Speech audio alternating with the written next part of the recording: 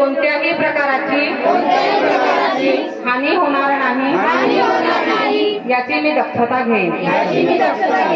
मी या वसुंधरेला सुजलाम सुफलाम करण्यासाठी कटिबद्ध राहील आणि त्यासाठी मी वृक्ष, जल, हवा, ऊर्जा, मृदा व सर्व नैसर्गिक घटकांचे आणि पर्यावरणाचे संरक्षण व संवर्धन करेल। माझ्या कोणत्याही कृत्याचा